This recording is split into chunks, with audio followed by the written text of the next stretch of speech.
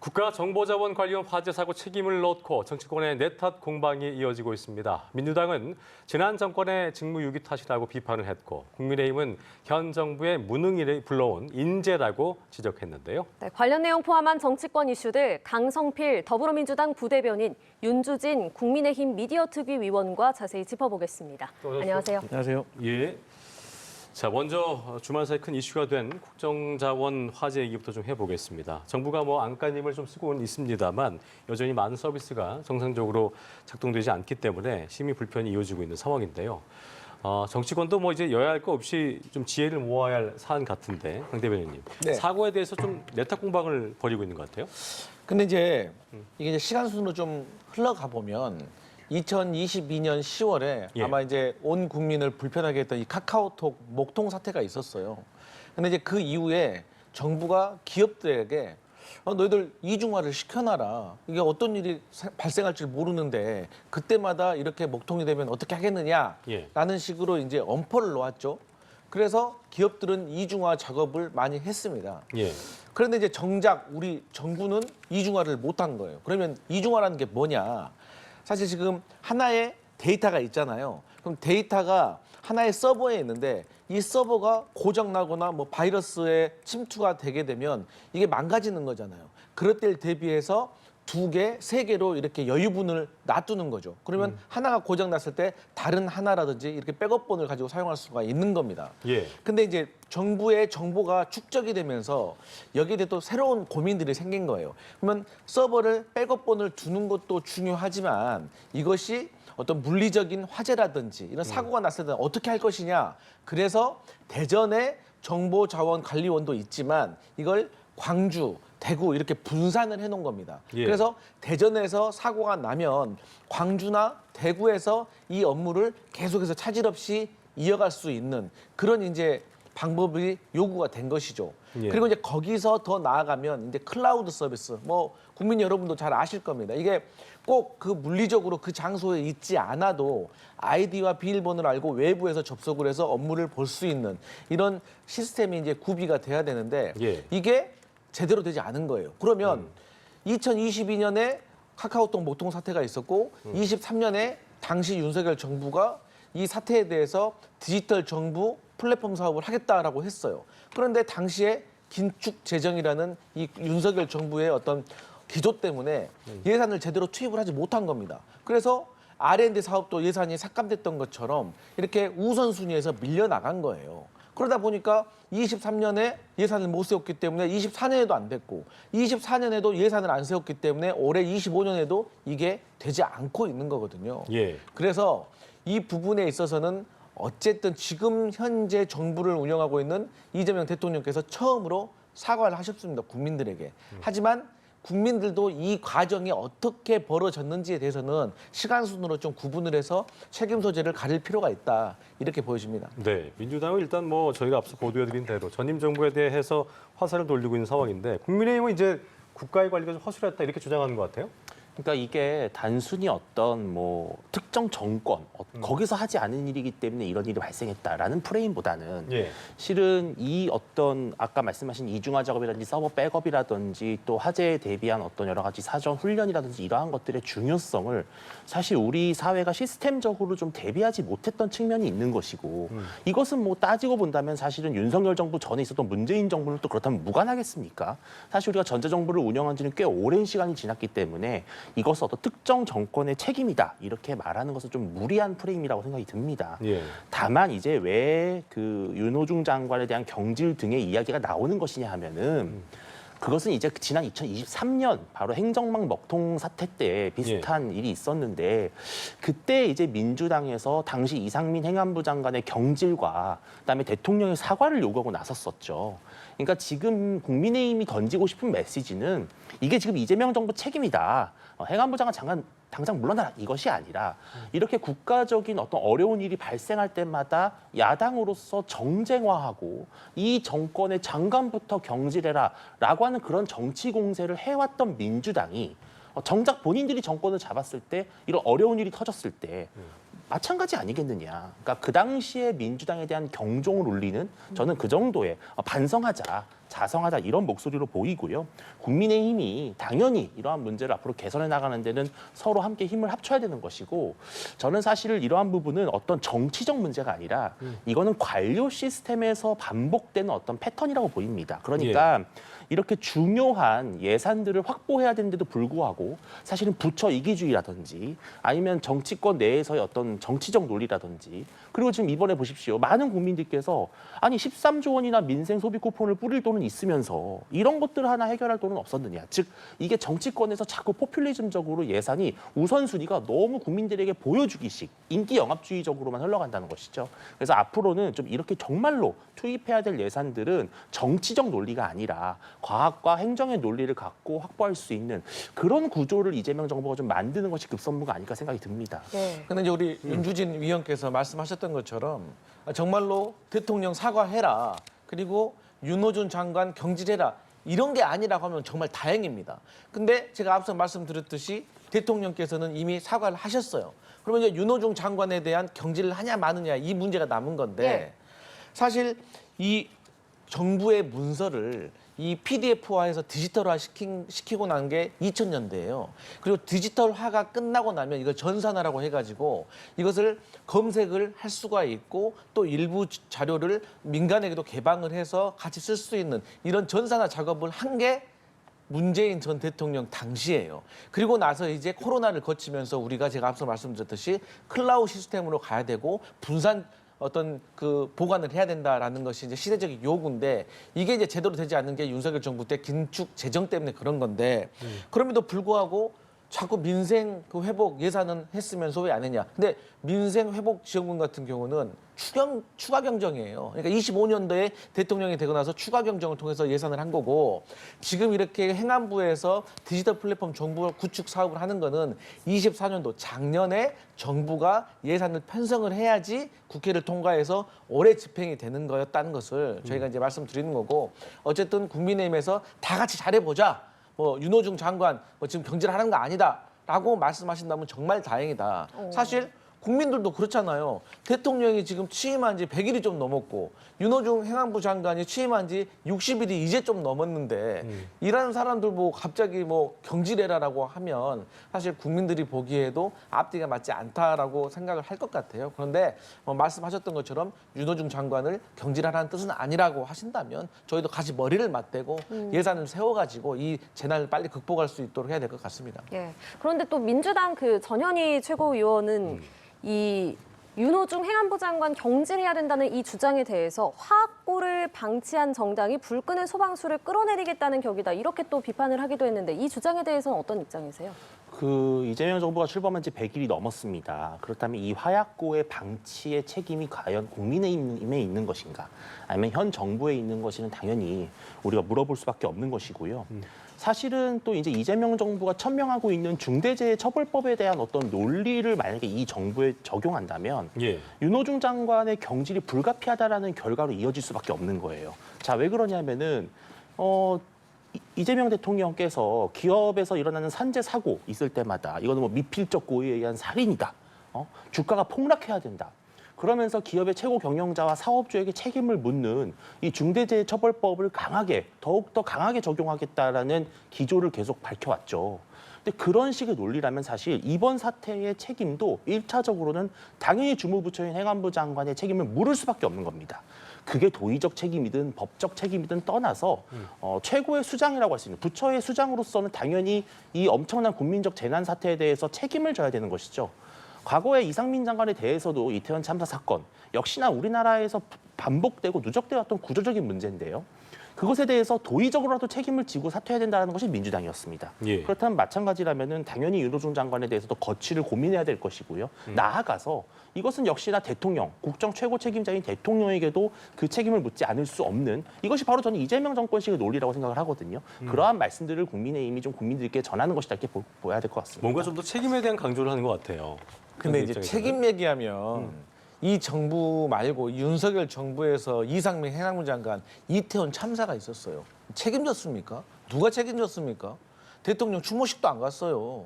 그렇기 때문에 저는 지금 국민의힘에서 중대재해법에 대해서 얘기하면서 윤호중 장관이 그만둬야 된다라고 하는데 중대재해법이라는 것은 사실 근로자가 현장에서 위험에 노출돼 가지고 사망했을 때 그러면 이 위험한 상황에 대해서 업주가 알면서도 이것을 내버려 두었는가? 예를 든다면 이 작업장에서 위험한 일을 할 때는 반드시 2인 1조로 하게 되어 있는 거예요. 한 사람이 작업을 하면 한 사람은 지켜보고 있다가 혹여라도 사고가 나면 기계를 멈출 수 있는 긴급 어떤 조치를 취할 수 있는 이런 것을 해야 되는데 이게 인건비를 아끼려고 2명이서 있어야 되는데 1명만 보내게 되는 이러다가 사고가 나서 그냥 희생이 되는 이런 것에 대해서 중대재해법으로 그 업주에 대해서 처벌을 하는 것이지 지금 이제 이 데이터가 화제가 나서 이런 어떤 데이터의 손실이 와서 이제 이런 것과 관련해 가지고는 조금 거리가 먼 것 같다라고 말씀드리고 싶고 결국에는 이 부분과 있어서는 저는 윤호중 장관이 뭐 경질되느냐 마느냐는 앞으로 이 사태 이후에 어떻게 수습을 해 나가는가 이걸 보고 국민들이 평가할 것이지 이 일이 이번에 재난이 일어난 것에 대해서 전자재난이 일어난 것에 대해서 근본적인 원인을 찾기 위해서 윤호중 장관을 경질한다는 것은 누가 보아도 좀 앞뒤가 안 맞는 것 같다 이런 생각합니다. 예, 어쨌든 우선은 국민 불편을 최소한 방안이 빨리 나와야 된다는 게 아닌가 싶은 생각이 듭니다. 자, 다음 주제 만나보겠습니다. 내일 그 조희대 대법원장에 대한 대선 개입 의혹 청문회가 열리게 되는데 당사자인 조 대법원장이 사법 독립 보장 취지에 반한다면서 불출석 입장을 밝혔습니다. 여야 반응은 엇갈리고 있는 상황인데요. 관련 발언 듣고 대담 이어가겠습니다. 조희대 대법원장의 불출석에 대해서는 가장 무서운 그런 책임은 국민이라고 생각합니다. 국민들에게 지금 대법원이 국민들 불신을 받고 있는 것에 대해서 누가 해명을 해야 됩니까? 그리고 누가 국민들 앞에서 그 입장을 발표를 해야 됩니까? 아직까지 그러한 사안에 대해서는 지금 당 차원에서는 검토한 적은 없습니다. 그동안에 관례적으로 대법원장이 출석은 했다가 이석을 이제 국회에서 동의를 해줘서 이석을 하게 되거든요. 근데 이번 국감의 경우에는 그런 부분에 대해서 국감에서라도 대법원장이 국민들에게 입장을 밝히는 것이 좋지 않겠나 그런 생각이 있는데 이 부분도 국사위에서 논의를 하도록 하겠습니다. 대법원장에 대해서 있지도 않은 날조된 회동서를 유포해서 그걸로 쫓아내려고 하다가 안 되니까 이제는 그 청문회를 열어서 망신 주겠다는 것이거든요. 그런데 진행 중인 사건에 대해서 간섭하기 위해서 또는 영향을 주기 위해서 청문회를 하려는 것은 지극히 이미 모든 국민들이 다 알고 있는 사실이거든요. 이것은 명백히 위법한 청문회입니다. 그럼에도 불구하고 그런 억지 청문회를 열고 거기에 출석하지 않으면 법을 위반했느니 뭐니 하면서 올가미를 뒤집어 씌워서 탄핵하겠다는 그런 의도를 드러내고 있거든요. 이재명 정권과 이 민주당이 집단적으로 실상하지 않았으면 이런 일을 벌이지 않으리라고 생각합니다. 네, 양당 최고위원의 발언 들어보셨는데요. 자, 일단 뭐 국민의힘 김재현 최고위원 방금 전에 들으신 대로 날조된 회동서를 유포해서 그걸로 쫓아내려고 안 되니까 청문회 열어서 망신 주게 하려는 거다. 탄핵 의도로 규정을 했고 민주당은 탄핵을 검토한 적이 없다고 선을 그은 상황인데 그렇다면 정확히 민주당이 이번 청문회를 통해서 어떤 점을 밝히고자 하는 거라고 봐야겠습니까? 그러니까 이제 이 얘기는 이미 여러 군데서 말을 했던 건데 그러니까 지난 21대 대선 이전에 당시 유력한 대선 후보인 이재명 민주당 후보의 이 공직선거법과 관련된 고등법원에서 무죄 판결이 나왔어요. 그러면 무죄 판결 이후에 나머지 상고심에 대해서는 중단을 했었어야 한다고 생각을 해요. 그런데 대법원에서 조희대 대법원장이 이 무죄 선고 이후에 대법원의 절차를 진행을 한 거예요. 그런데 진행을 했는데 평균 대한민국에서 1심, 2심 끝나고 나서 3심 대법원의 상고심을 기다리잖아요. 보통 뭐 한 900일 정도를 기다린다고 해요. 보통 일반 국민들은. 그런데 이재명 당시 야당 대표의 그 사건은 9일 만에 처리가 돼버린 거예요. 거기에 대해서 저희 민주당은 어떤 정치적인 의도가 있느냐에 대해서 묻지 않을 수가 없고 또 당시에 저희가 5월 15일 날 기일도 잡혔거든요. 그런데 그때가 대통령 선거 공식 운동 기관이에요. 우리 헌법 116조에는 공정한 선거 운동을 보장받을 권리가 있다는 거예요. 근데 이것도 침해당한 거거든요. 어쨌든 간에 그런 우여곡절 끝에서 이재명 대표가 대통령이 된 겁니다. 예. 그리고 나서 저희가 바로 조희대 대법원장에 대한 쉽게 말해서 응징을 해야 된다라는 것이 많은 국민들과 당원들과 지지자의 의견이었지만 막 대통령이 됐기 때문에 정쟁을 하는 것보다는 좀 국가를 정상화시키는 것이 우선이겠다 해서 저희가 그냥 넘어갔던 겁니다, 일단. 그런데 조희대 대법원장의 수상한 만남이 있었다는 의혹과 제보가 있는 거예요. 그럼 여기에 대해서 국회의원들, 민주당의 국회의원으로서는 이것을 밝혀보자라고 충분히 얘기할 수가 있는 거거든요. 그러면 조희대 대법원장도 이러한 의심에 대해서 본인이 그냥 아니다라고만 할 것이 아니라 조금 객관적인 증거를 통해서 본인의 결백을 입증해야 될 저는 필요가 있다라고 생각을 해요. 만약 제가 앞서서 말씀드렸던 이 대선 전에 그런 송사가 없었다고 하면 본인 억울하니까 안 할 수도 있는 겁니다. 그러면 국민들한테 또 사법부 독립에 대해서 오해받을 수가 있어요. 하지만 조희대 대법원장은 이미 대선에 개입했다는 국민적인 신뢰를 잃고 있는 상태이기 때문에 본인의 결백을 입증해야 될 저는 책임도 분명히 있다고 생각합니다. 예. 그런 차원에서 국회에서 정해진 절차에 따라서 나오셔가지고 국회의원들의 질문에 본인이 대답하시면 되는 거예요. 대답할 수 없는 거는 또 법에 따라 안 하시면 되는 거고 본인이 억울하신 거 있으면 얘기하시면 되고 객관적으로 증명하시면 되는 거예요. 근데 이것조차 안 하겠다고 하니까 그러면 의심하는 사람들은 더 의심이 가는 거 아니겠어요? 물론 국민의힘에서 지적하는 것처럼 민주당의 현재 뭐 부승찬 의원이나 서영교 의원이 제기한 의혹이 제가 봤을 때도 완벽하지가 않아요. 그렇기 때문에 이분들도 본인의 의혹 주장에 대해서 좀 더 국민들이 납득할 수 있도록 책임 있는 객관적인 증거를 더 만들어서 국민들에게 알려드려야 됩니다. 근데 이분들이 만약에 그런 행동을 못한다고 하고 부승찬 의원이나 서영교 의원이 제기한 이 의혹들이 전부 다 뭐 날조였다라는 것이 밝혀지면 또 이분들은 정치적으로 책임져야 되고 그조차도 부족하다면 당에서도 또 책임 있는 조치를 취하겠죠. 예. 하지만 대한민국에서 국회의원이 아니면 누가 사법부의 수장인 대법원장의 의혹에 대해서 말할 수가 있겠습니까?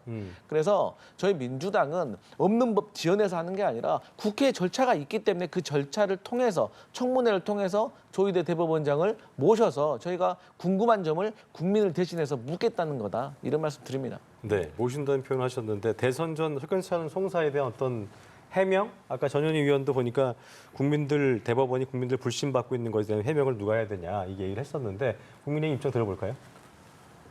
조희대 대법원장이 청문회에 나오지 않기로 한 결정을 민주당은 참 다행으로 여겨야 된다고 생각을 합니다.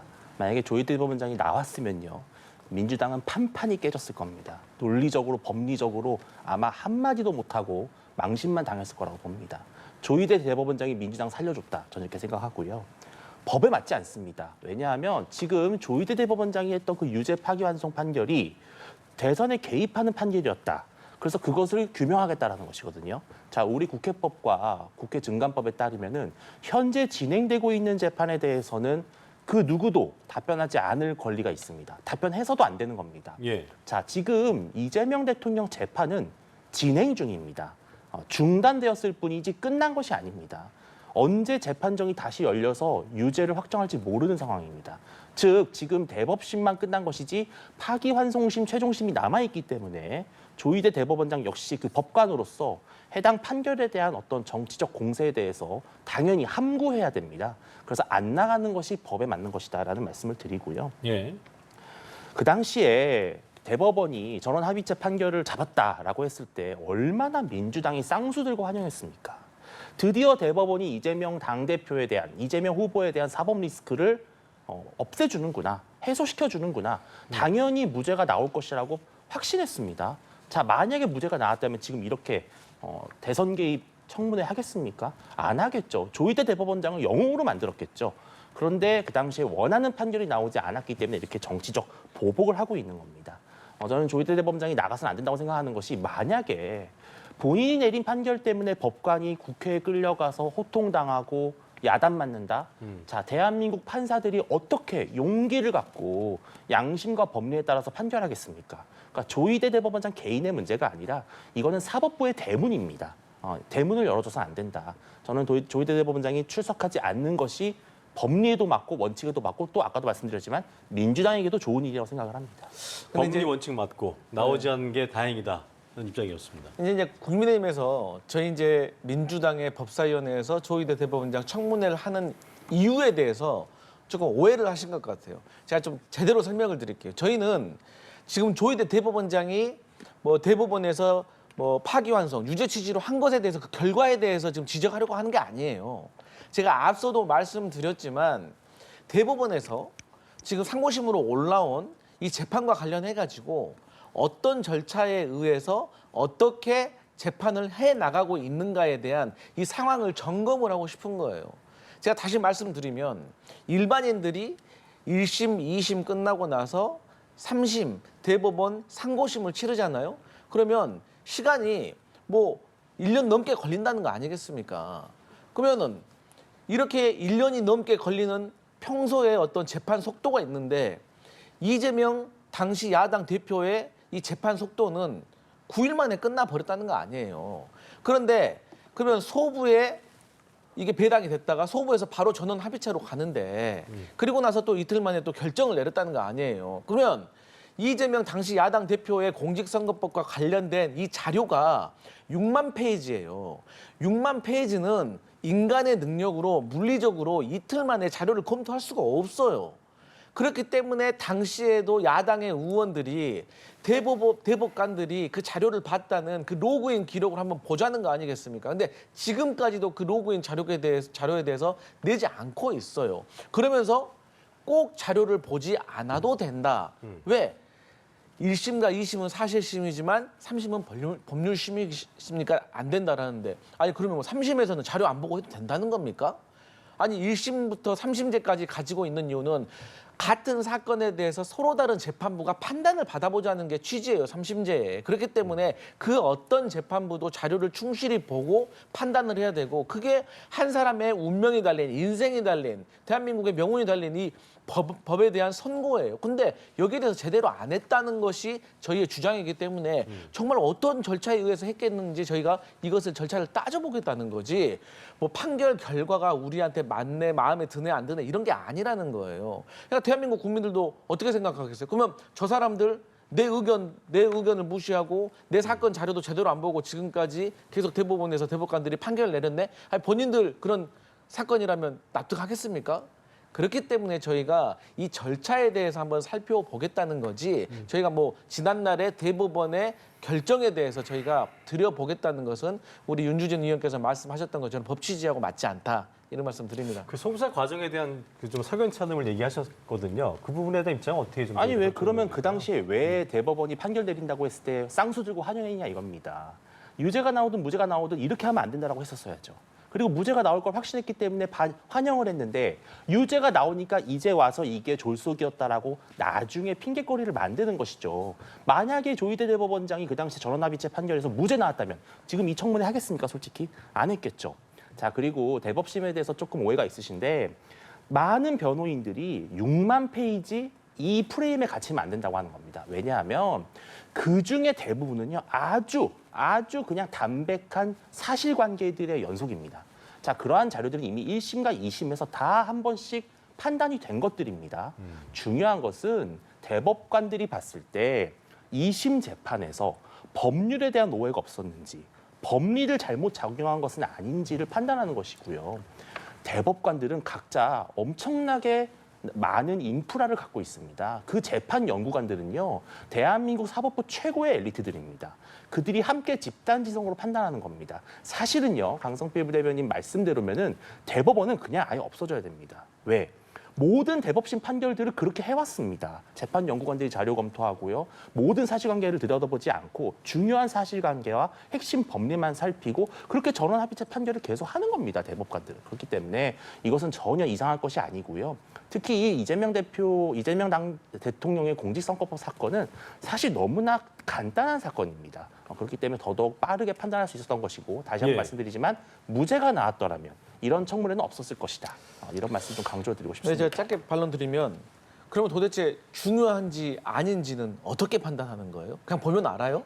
모르잖아요. 이거 전체를 봐야지 중요한 부분이 이 부분이고 중요하지 않은 부분이 이 부분이라는 걸 알 수가 있는 거고 또 1심과 2심을 거쳤다고 하지만 한 1심과 2심의 결과가 갈렸잖아요. 그리고 더구나 더 중요한 거는 유력한 야당의 대통령 후보예요. 어떻게 그런 일을 보통 사람의 재판보다 더 짧은 빛의 속도로 이것을 결론할 수 있느냐고. 국민의힘에서 당신들 그러면 그 대법원에서 이거 판결 내린다고 할 때 그때 반대했었어야지. 그때는 왜 반대 안 했어? 너희들 그때 무죄 취지로 할 줄 알았기 때문에 그때 반대 안 했던 거 아니야? 맞습니다. 그 부분에 있어서는 저희가 조금 반성해야 될 부분도 있지만 민주당 과거 법사위의 이승원 의원도 거기 절차가 너무 빠르다. 속도가 빠르다. 지금 판결해서는 안 된다. 이것은 선거 끝나고 해야 된다. 저도 그 얘기를 한 적이 있습니다. 물론 저도 속으로는 좋아하고 기대했습니다. 그렇기 때문에 이거와 관련해 가지고는 그것만 가지고는 또 논쟁의 소지가 있고 또 어쨌든, 당시에 공직선거법도 있지만 위증교사도 있었어요. 그때 국민의힘에서 위증교사는 완전히 유죄다. 대신에 공직선거법은 무죄 나올 수 있다. 그렇게 주장하셨어요. 그러면 또 그것도 앞뒤가 안 맞는 거 아닙니까? 그래서 이 부분에 관련해서는 저희가 법에 정해진 절차에 따라서 조희대 대법원장에게 물을 것이다. 이런 말씀 드립니다. 자, 어쨌든 뭐 법조인들의 의견도 좀 엇갈리고 있는 부분인 것 같긴 한데 어쨌든 조 대법원장은 사법 독립 보장 취지에 반한다면서 불수 출소 입장을 밝힌 상황이고요. 민주당 법사위원들은 비공개 회의를 열었습니다. 조 대법원장 불출석에 대해서 어떻게 대응할지 논의를 하는 상황인데 조의대 없는 조의대 청문회 어떻게 열릴까요? 사실 이제 저희는 이 조희대 대법원장이 안 나올 가능성에 대해서 많이 고민을 해왔습니다. 예. 그래서 조희대 대법원장이 국회 청문회에 나오지 않는다고 하면 저희가 이 사유에 대해서도 검토를 해보고 뭐 고소고발도 할 수 있지만 그 다음 절차는 이제 저희 민주당 법사위가 대법원에 가서 현장 검증을 하는 절차로 들어갈 겁니다. 그러니까 조희대 대법원장이 나오지 않았기 때문에 저희가 대법원에 찾아가서 현장 검증을 할 수 있는 저희는 근거를 잡았다. 근거가 생겼다라고 생각하는 거고 보통 우리가 이제 뭐 사법기관, 사정기관에서 압수수색을 하잖아요. 그러면은 시간이 지났는데도 하는 이유가 있습니다. 그 이유가 뭐냐? 막상 현장 가보잖아요. 그러면 어떤 일이 생길지 모릅니다. 그렇기 때문에 저희가 이제 청문회가 안 된다고 하면 그 다음 절차인 이제 국회 현장 그 검증을 통해 가지고 저희가 이 절차에 대해서 어떻게 대법원에서 판단을 해왔는지에 대해서 살펴볼 것이고 이것은 저희 국회 법사위의 피감 기관입니다. 대법원은. 그렇기 때문에 대법원은 거기에 대해서 응할 의무와 책무가 있다. 이런 말씀 드립니다. 현장 검증에 대한 얘기도 하셨는데 대법원장이 불출석한 상황에서 청문회가 진행된다는 게 사실 뭐 실효성과 의미가 없어 보이긴 한데 어떻게 좀 봐야겠습니까? 조희대 대법원장만 지금 안 나오겠다는 게 아닙니다. 사실은 그 당시에 12명 대법관 중에 10명의 유죄 의견을 냈던 10명이 아닌 무죄 의견을 냈던 2명의 대법관도 사실 지금 안 나온다는 것이거든요. 그러니까 이건 지금 진영의 문제가 아니고 어떤 판단의 문제, 그 판결의 문제가 아닙니다. 대법원 자체가 이렇게 섣불리 진행되는 청문회에 응하는 것 자체가 사법부의 독립성과 자율성을 스스로 침해하는 것이다. 이런 판단인 것이고요. 조의대 없는 조의대 청문회, 뭐 누가 보더라도 맹탕 청문회가 될 것이고 그동안 솔직히 법사위에서 늘 해왔던 말들 고장난 라디오처럼 반복하는 것밖에 되지 않겠습니까? 저는 그래서 결국은 법사위, 민주당 법사위원들의 체면만 조금 구기는 그런 자리가 될 것으로 보이고요. 아마 이제 앞으로 계속 빌드업을 해나가겠죠. 뭐 현장 조사, 또 고발, 그다음에 이제 결국은 조희대 대법원장 사퇴라 그리고 탄핵 빌드업까지 가는 것인데 아마 민주당 내부에서도 우리가 이래서는 안 된다라는 어떤 자정의 목소리가 있을 겁니다. 그럼에도 불구하고 지금 강성 지지층이 호소하느라 계속 이렇게 더 센 그런 모습만 보이는 게 아마 저는 민주당의 자충수가 될 거라고 봅니다. 네, 알겠습니다. 자, 다음 주제로 넘어가 보겠습니다. 국회에서는 지금 닷새째 필리버스터 대치가 이어지고 있습니다. 오늘 민주당이 필리버스터 강제 종료를 하고 국회 증언감정법 수정안을 통과시키면 이제 4개 쟁점 법안 처리가 마무리가 되는데요. 그간 이어진 대치 상황 어떻게 지켜보셨는지 먼저 강성필 부대변인님 의견부터 들어보겠습니다. 저는 일단 국회에서 야당이 뭐 필리버스터 저는 할 수 있다고 생각을 합니다. 근데 저는 개인적으로 국민의힘이 필리버스터를 하는 건 좋은데 쟁점 법안에 대해서만 필리버스터를 하는 것이 옳다라고 생각을 해요. 말 그대로 쟁점 법안이잖아요. 서로의 의견이 다르잖아요. 그렇기 때문에 야당이 본인이 가지고 있는 최후의 수단인 필리버스터로 국민들에게 저희가 민주당이 지금 추진하려고 하는 이 법안 4개를 막으려고 합니다. 그 막으려고 하는 이유는 이래서입니다라고 저는 말할 수 있다고 생각을 합니다. 그런데 거기까지만 해야죠. 비쟁점 법안에 대해서도 뭐 2달 넘게 지금 필리버스터를 한다? 비쟁점 법안, 말 그대로 쟁점이 없는 거예요.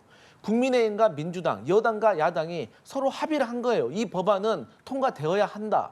예를 들어서 고용과 대규모 어떤 실업 상태에서 어떤 민생을 책임질 수 있는 고용보험법이라든지 아니면은 성범죄 전과가 있는 사람들은 뭐 또 한옥 체험이라든지 아니면 무슨 숙박업법, 민간에 있는 숙박업 같은 것을 할 때 좀 제한을 둔다든지 뭐 이런 법안인 거예요. 산불 같은 경우도 났을 때 지원해줘야 된다는 이런 법안, 뭐 산불 지원 특별법은 통과가 됐습니다만 60개가 넘는 법안은 이런 법안들인 거예요. 그래서 국민의힘하고 저희하고 합의를 해서 통과만 시키면 되는데 이걸 왜 하는 거죠? 그렇기 때문에 저는 여기에 대해서는 그냥 국민의힘이 반대의 목소리만 낼 것이다. 그러면 69개 하면 그 딱 법안에 대해서만 얘기를 해야 될 건데 과연 그렇게 될까요? 그래서 저는 이제 국민의힘에서 사실 4가지 쟁점 법안에 대해서 그 필리버스터를 한 것은 충분히 이해가 가고 그렇게 할 수도 있다라고 이해할 수가 있지만 나머지 비쟁점 법안에 대해서 이렇게 비생산적인 필리버스터를 하면 일단 국민의힘 내부에서부터 반발이 일어날 겁니다. 그리고 추가적으로 주호영 국회 부의장이 이 필리버스터를 할 때 국회의장단 일원으로서 본인의 책임을 방기하고 본인은 사회를 보지 않는다라는 것은 정말 잘못됐다. 왜? 최소한도로 그러면 본인 국민의힘 의원들이 필리버스터를 할 때는 들어야 될 거 아니에요. 본인 의원들이 하는 얘기를. 근데 본인 자당의 의원들이 필리버스터를 할 때도 안 듣는다? 이건 무슨 말입니까?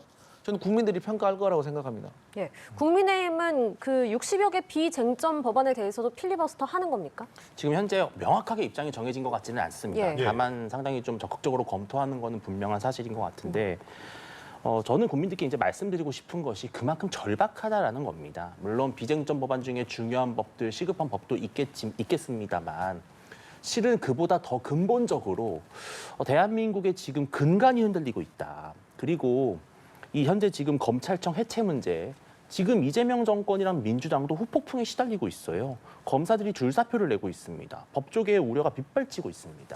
지금 이런 상황에서 대한민국의 수사 자체가 엉망이 될 수도 있는, 정말 억울한 서민 피해자가 속출할 수도 있는 이런 국가적인 위기 상황 앞에서 비쟁점 법안이라도 들고 있어야, 이거라도 해야 정말 이재명 정권의 경정을 올리고 이 폭주하는 입법 권력에 어떤 제어를 할 수 있다. 저는 그렇다면 이러한 60여 개에 대한 비쟁점 법안에 대한 필리버스터도 국민들에게 우리의 어떤 절박함을 보여줄 수 있는 좋은 계기가 될 것이다 이렇게 보입니다. 다만 이제 국민의힘이 오히려 주도했던 그런 법안들에 대해서는 선별적으로 아니면 정말로 국민들의 삶에 봤을 때 정말 올해가 지나가면 안 된다라고 판단하는 법안들에 대해서는 대승적으로 협조할 수도 있겠죠. 예. 하지만 조금 더 시간이 있어도 괜찮다 싶은 법안들이라면 이러한 수단과 방법을 동원해서라도 현재 지금 폭주하는 이런 민주당의 다수 권력에 조금이나마 브레이크를 걸 수 있으면 좋겠다. 저는 그런 생각입니다. 네, 지금 필리버스터가 진행 중인 법안은 국회 증언감정법 수정안인데요. 이거는 국회 특위활동 기한이 종료된 뒤에도 법사위원장이 위증을 고발할 수 있도록 하는 내용을 담고 있습니다. 국민의힘이 이 법안에 반대해서 필리버스터 하는 이유는 어디 있습니까? 일단은 이게 우리가 왜 국회의장이라는 말 씁니까? 국회 대통령도 아니고 국회 수장이지만 국회의장은요. 여러 의원들의 생각을 수렴해서 회의를 진행하는 사람입니다. 그러니까 국회의장이 증언에 대해서 위증을 고발한다? 그 주체가 된다? 이거는 우리나라 국회 제도에 맞지 않는 겁니다. 각 상임위별로 의결을 해서 여야가 협의를 해서 이런 부분은 정말 우리가 처벌을 해야 되겠다 싶은 것만 위증에 대해서 고발을 하는 것이거든요. 그러니까 지금 이렇게 하는 것은 사실상 단 한 석만 많은 정당이 얼마든지 이 고발권을 남용해서 마음에 안 드는 기관 증인이나 일반 증인들을 고발하고 윽박지를 수 있는, 기업들을 옥죄할 수 있는 그런 수단으로 변질할 수 있다는 것이고요. 자, 지금 보시면 얼마나 졸속입니까? 지금 원래 국회의장을 고발권의 주체로 삼았다가 이걸 법사위원장으로 바꿨습니다. 예. 그랬는데 다시 또 국회의장실에서 항의를 하니까 이걸 또 이제 와서는 다시 국회의장으로 또 바꾼다고 합니다. 아니, 이렇게 중요한 법을 만드는데 아주 중요하죠. 누가 고발 주체가 되느냐. 이것조차도 제대로 사전에 결정이 안 돼서 이 지금 필리버스터를 하고 있는 와중에 법을 계속 뜯어고친다. 이것이 바로 지금 민주당이 하고 있는 졸속 입법의 단면입니다. 그래서 저는 제발 좀 이렇게 안 하고 정말 국민들에게 큰 영향을 미칠 수 있는 법안들은 제발 좀 야당과 대화해가면서 해주셨으면 좋겠다라는 말씀 좀 드리고 싶습니다. 예, 법사위원장에서 국회의장으로 고발 주체를 바꾸는 거 지금 민주당이 검토를 하고 있는 거죠? 저는 뭐 이제 검토는 하고 있거든요. 예. 근데 저는 얼마든지 국회의장이 하는 것에 대해서 저는 찬성할 수 있다라고 봐요. 왜냐하면 그런 논리로 따진다고 하면, 그러니까 국회의장이 국회의 수장인데 국회의장이 국회에 나와서 뭐 위증한 사람을 대해서 대신 뭐 대표로 뭐 고발한다가 앞뒤가 안 맞다는 거잖아요. 그럼 그렇게 따진다고 하면 뭐 예를 들어 민주당의 대표가 민주당의 구성원이 잘못을 하면은 처벌 못 합니까? 국민의힘도 국민의 당 대표가 뭐 국민의 현역 의원이 뭐 잘못하거나 위증하거나 그러면 또 여론을 살펴서 고발할 수 있는 거 아니에요? 처벌할 수 있는 거 아니에요? 그렇기 때문에 저는 그건 별로 문제가 안 된다고 생각하고, 이게 얼마나 심각한 법이냐면 국회에 나와서 한덕수 전 국무총리가 당신 계엄 선포문 받았어? 알고 있었어? 물어보니까 본인은 몰랐대요. 계엄 선포문이 양복 뒷주머니에 있는 것도 자기는 집에 가서 알았대요. 그게 말입니까? 완전한 거짓말이죠. 그것을 국회 나와가지고 온 국민이 보는 앞에서 또 헌법재판소까지 가서 이 사람 거짓말했어요. 끝까지 거짓말을 했어요. 그런데 어땠어요? 나중에 대통령실 대회의실에 CCTV가 공개가 되니까 버젓이 이상민 전 행안부 장관하고 같이 본 거 걸렸잖아요. 이런 사람들이에요. 이런 사람들 처벌하자고 하는 거예요. 그런데 이게 왜 국회의장이 할 수가 없는 겁니까? 그래서 저는 이 부분과 관련해 가지고 마지막에 저희 민주당이 이 소급 적용, 그러니까 한덕수 전 국무총리와 관련됐던 그 사례는 소급 적용을 안 하는 걸로 제가 결론을 지은 것 같은데, 사실 저는 이 부분도 소급 적용했었어야 된다고 생각을 해요. 그래서 어쨌든 국회 나와서 국민들 앞에서 거짓말 친 것에 대해서는 우리가 처벌해야 된다, 이런 생각합니다. 알겠습니다. 자, 쟁점 법안이 하나하나 처리가 되면서 뭐 가장 이슈가 됐던 부분이죠. 검찰청 폐지법. 이 통과 후에 노만석 그 총장 직무대행이 참담함을 표명하면서 의견 개진 의사를 밝혔습니다. 검찰의 집단적인 반발 움직임 같은 경우는 뭐 민주당도 예상을 못한 부분은 아닐 텐데 어떻게 좀 받아들일까요? 일단 이게 노만석 검찰총장 대행이 뭐 참담함, 당혹감, 뭐 억울함, 뭐 이런 얘기를 이 검찰 가족들에게 얘기를 했더라고요. 예. 저는 그 말을 검사들한테 해야 될 게 아니라 국민들한테 해야 되는 거 아닙니까?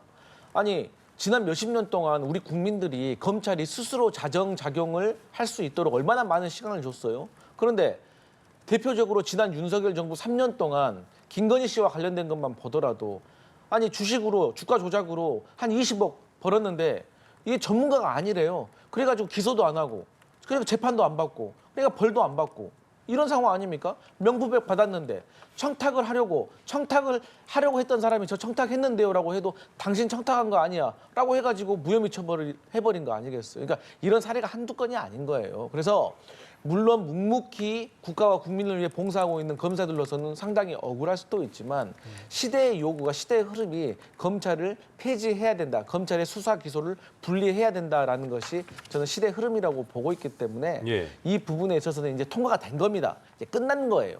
그렇기 때문에 저는 국민의힘도 이제는 남은 1년 동안 이 법이 시행되기 전에 어떻게 하면 본인들이 우려했던 부작용이 줄어들 수 있을까를 정말 실질적인 대안을 민주당과 함께 뭐 한번 상의를 하는 것이 지금 국민들에 대한 예의가 아닌가, 야당으로서의 책무가 아닌가, 이런 생각합니다. 네, 민주당과 함께 머리를 모아야 된다 얘기하셨는데 검찰 내부에서 사의 표명도 그렇고 퇴직 검찰 모임에서는 헌법소원 방침까지 거론되고 있는 상황인데 검찰청 폐지법에 뭐 후폭풍이 좀 일고 있다 이렇게 봐야 될까요? 어떻게 좀 보고 계십니까? 지금 국민들의 우려가 점점 커지고 있죠.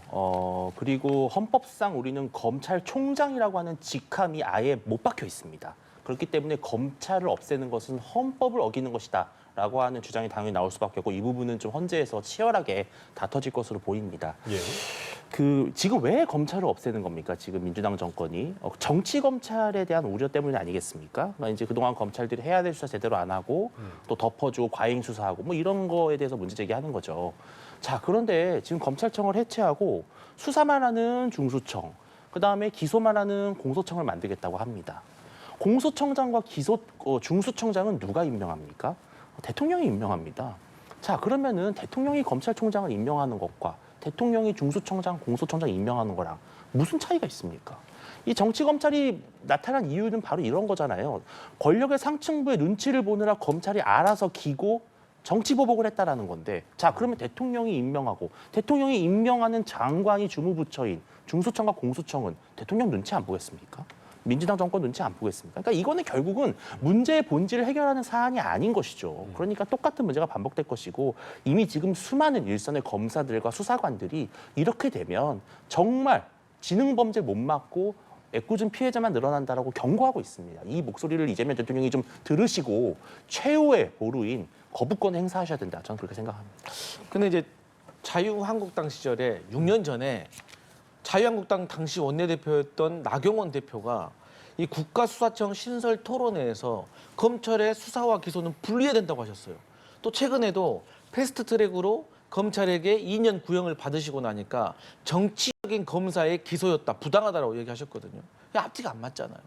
6년 전에는 수사 기소 분리해야 되고 지금은 하면 안 됩니까? 6년 전에는 정치 기소 없었고 지금은 있는 겁니까? 그렇기 때문에 저는 국민의힘도 이 검찰 개혁에 같이 앞장서야 된다, 이런 말씀 드립니다. 수사와 기소를 분리하는 대원칙은 사실은 국민의힘도 크게 반대하는 상황은 아닙니다. 실은. 왜냐하면은 수사권과 기소권이 너무 한 기관에 몰려있게 되면은 권력이 남용될 수 있다라는 우려가 있는 것이죠. 다만 문제는 뭐냐면은 기소를 담당하는 검사가 수사를 전반적으로 지휘하거나 보완하지 못했을 경우에는 어떻게 되냐면 수사가 뭉개지거나 아니면 수사 단계에서 기소로 이어지지 못해서 결국은 범죄자만 살아남는 그런 구조가 될 수 있다는 거예요. 그래서 지금 보안 수사권이라든지 여러 가지 중요한 장치들을 마련한 다음에 이 검찰의 어떤 문제를 논의하자는 것인데, 지금 민주당은 이미 검찰청을 해체시켜 놓고 그 다음에 더 중요한 보안 수사권 문제를 논의하겠다는 겁니다. 자, 근데 저는 앞으로 보면요, 강성 지지층이 끌려다니는 민주당으로서는 검찰의 보안 수사권 인정하지 않을 거라고 좀 보거든요. 그래서 저는 그런 점을 우려하는 것이지, 수사와 기소의 어떤 분리와 견제와 균형 자체를 국민의힘이 반대하는 것은 아니다라는 말씀을 좀 드리고 싶습니다. 예, 알겠습니다. 지금 검찰청뿐만 아니라 방송통신위원회도 17년 만에 폐지를 앞두고 있는 상황인데요. 예. 방송미디어통신위원회 설치법이 국무회의를 통과하게 되면 이진숙 방통위원장 자동 면직 처리가 됩니다. 이진숙 위원장이 법안이 국무회의에 의결되면 다음 날에 헌법 소원하겠다, 이렇게 예고를 했더라고요. 이게 법을 만든 배경이 뭐냐라는 겁니다. 이번에 사실은 방송미디어통신위원회로 개편이 되면서 일부 기능이 다시 방송통신위원회로 이제 돌아온 겁니다. 자, 이 정도 사안이 되는 수준이면요, 사실은 일부 법률 개정안으로도 충분합니다. 그냥 법만 바꾸면 되는 겁니다. 정부도시법 처리하듯이 하면 되는 겁니다. 자, 그런데 지금 왜 새로 법을 만들어야 되는 것이냐? 바로 이진숙 위원장을 쫓아내기 위해서인 거죠. 이게 마찬가지인 게 아까도 말씀드렸지만, 만약에 조희대 대법원장의 대법원이 무죄 판결을 냈다라면은 그런 청문회 안 했을 겁니다. 마찬가지로 만약에 이재명 대통령 당선되고 나서 이진숙 위원장이 스스로 물러났다면요, 이 법 안 만들었을 겁니다. 그냥 법률 개정만 했을 겁니다. 안 했을 수도 있죠, 심지어. 자, 그런데 지금 왜 이제 와서 갑자기 부랴부랴 새로운 법을 만들어야 되는 것이냐? 한마디, 정무직은 제외한다. 이 말을 통해서 이진숙을 축출하기 위해서, 이진숙 위원장 물러나게 하기 위해서 만든 법이거든요. 당연히 입법권 남용이죠. 그렇기 때문에 당연히 헌법 소원을 해야 되는 문제고요. 헌재가 정말 의회의 어떤 고유의 권한과 책무를 잘 새긴다면 아마 이 법은 위헌이 나올 가능성이 있다고 봅니다. 예, 민주당이 이진숙 위원장 체급을 올려주고 있는 거 아니냐, 이런 얘기도 나와요. 그래서 저는 좀 이진숙 방송통신위원장 얘기 그만했으면 좋겠어요. 저희가 봤을 때는 뭐 그렇게 비중 있는 인물도 아닌데 자꾸 이렇게 막 본인을 자아가 강해가지고 자꾸 뭐 몸값을 올려준다는 식으로 얘기를 하시니까 저는 민주당에서 아예 좀 언급을 안 했으면 좋겠다라고 생각을 하고, 뭐 헌법 소원을 하신다고 하는데 저는 바로 각하될 거라고 생각해요. 왜냐하면 이 정부조직법 개정으로 인해서 본인이 기본권의 침해를 받아야 되거든요. 근데 어떤 침해를 받았는지 저는 잘 모르겠어요. 그리고 이 방송통신위원회 말고 이제 방미통일법이라고 하는데, 이 법안이 생기면은 이제 방송미디어통신위원회가 생기면서 사실 그동안 이 회의를 개최할 때도 2명만 있으면은 5명 중에 2명만 있어도 회의를 개최해가지고 뭐 일을 진행을 했는데, 이제는 7명 중에 4명이 회의에 출석을 해야지 이 회의를 개의할 수가 있다는 점. 그리고 뭐 대통령 2명, 뭐 국회 3명, 뭐 국회 여당 뭐 2명, 뭐 야당 3명, 이렇게 또 어떤 그 구성 범위도 좀 넓혀가지고 또 이 구성 그 상임위원회가 좀 합리적으로 돌아갈 수 있도록 또 만드는 것인데, 사실 이진숙 방송통신위원장이 이 인사 아마 규칙 개정을 반대하고 있어가지고 이것도 지금 안 되고 있는 상황입니다. 그리고 결과적으로 이명박 정부 때도요. 이 기획예산처와 재경부가 하나 기재부 하나로 합쳐졌거든요. 그러면 예를 들어서 기획예산처장은 사라지는 겁니다. 그럼 그때는 왜 국민의힘 뭐라고 안 했어요? 그래서 저희 민주당이 뭐 이진숙 방송통신위원장 한 명 때문에 법을 개정하는 것이 아니고 저희는 더 나은 방송통신위원회 이 변화하는 이 어떤 흐름에 대응하기 위해서 저희가 조직을 바꾸는 것이다 이렇게 생각하고 있습니다. 알겠습니다. 계속해서 여론조사 결과를 좀 볼 텐데요. 이재명 대통령 지지율 3주 연속 하락세를 보이면서 52%를 기록한 걸로 조사가 됐습니다. 국민의힘 지지율도 소폭 하락을 했고 리얼미터 같은 경우는 뭐 장외 투쟁 등의 강경 노선 영향을 분석을 했는데 이번 여론조사 결과 어떻게 좀 이해하셨어요? 가장 유의미한 신호는 결국은 이재명 정권에 켜진 적신호다 이겁니다. 왜냐하면 지금 대미 협상이 뭐 공동 합의문이 필요 없을 정도로 잘된 회담이었다. 예. 이렇게 허풍을 쳤죠. 지금 어떻습니까? 당장 사인해라. 선불이다. 현금으로 투자해라. 지금 엄청난 압박이 시달리고 있는데요. 이재명 정부 뭔가 대책이 없습니다. 지금 속수무책으로 당하고 있어요. 두 번째는 결국은 전 사법부 흔들기가 상당히 국민적으로 특히 중도층 사이에서도 우려를 유발하고 있다. 이재명 정부가 처음에 출범했을 때는 중도 실용주의를 외치면서 뭐 야당도 끌어안겠다, 정치보복 안 하겠다, 뭐 이렇게 얘기했습니다. 근데 불과 100일 만에 이게 모든 것이 다 뒤집히고 지금 전방위적으로 사법부를 흔들고 있는 여당의 모습을 보면서 국민들이 아 이재명 정부가 너무 독주하고 있구나, 너무 오만하고 있구나 이런 우려를 하시는 것 같아요. 그러한 것들이 지지율 하락에 분명히 지금 나타나고 있다. 저는 그렇게 해석합니다. 예, 관세 협상이 난항을 겪고 있다는 거는 좀 뭐 명확관하게 보이긴 한데 이 부분도 참 숙제 같습니다. 맞습니다. 저는 이재명 정부가 지금 미국과의 앞두고 있는 이 진행 중인 이 관세 협상을 어떻게 해결하는가가 눈앞에 놓인 가장 큰 문제라고 생각을 하고 있고 지금 대한민국의 많은 분들이 트럼프가 정말 말도 안 되는 지금 투자 요구를 하고 있다는 것에 대해서는 공감하실 거라고 생각을 하고 있습니다. 그럼에도 불구하고 어쨌든 지금 현재 대통령은 이재명 대통령이고 저희가 난감한 상황에 빠져 있는 것은 사실이기 때문에 여기에 대해서 잘하고 있다라고 말하기에는 국민들도 부담스러운 면이 있는 것 같습니다. 그리고 이제 갤럽 같은 경우는 이제 전화 면접인데 리얼미터 같은 경우는 ARS 버튼식이다 보니까 아무래도 이 부정에 대한 표시를 하기가 조금 더 수월한 면이 있다고 알고 있습니다. 그리고 특이한 점은 보통 뭐 대통령의 지지율이 떨어지면 야당의 지지율이 또 올라야 되거든요. 근데 지금 보면 대통령의 지지율은 앞서 말씀드린 것처럼 이 관세 협상 때문에 좀 떨어진 면이 있을 수 있다고 봅니다. 그리고 이제 민주당 같은 경우는 어떤 검찰청 폐지라든지 조희대 대법원장의 어떤 압박 이런 것들이 또 부정적인 요소로 또 작용할 수도 있어요. 그런데 그런다고 한다면 국민의힘은 올라가야 될 거 아닙니까? 근데 국민의힘도 올라가지 않아요. 그 이유는 뭐겠습니까? 어쨌든 말도 안 되는 필리버스터와 장외투쟁 그리고 야당으로서 역할을 제대로 하지 못하고 지금은 이재명 대통령이 미국과의 관세 협상에서 좀 더 협상력을 가질 수 있도록 야당에서 오히려 트럼프 행정부에 대해서 비판을 해줘야 되는데 전혀 그런 말을 않고 오히려 우리 정부를 공격함으로 인해서 협상력을 떨어뜨리고 있다는 점 때문에 특이하게 보통 여당이 떨어지면 야당이 올라야 되는데 대통령의 지지율이 하락하면 야당이 올라야 되는데 그런 상황이 벌어지지 않고 셋 다 하락하고 있는 모습이다. 그래서 이 부분에 있어서는 여당, 야당 그리고 이재명 대통령 셋 다 좀 새겨야 될 부분이 있다 이렇게 생각합니다. 네, 알겠습니다. 이렇게 여론조사 내용까지 짚어봤습니다. 예. 지금까지 강성필 더불어민주당 부대변인 윤주진 국민의힘 미디어특위위원과 이야기 나눴습니다. 두 분 고맙습니다. 고맙습니다.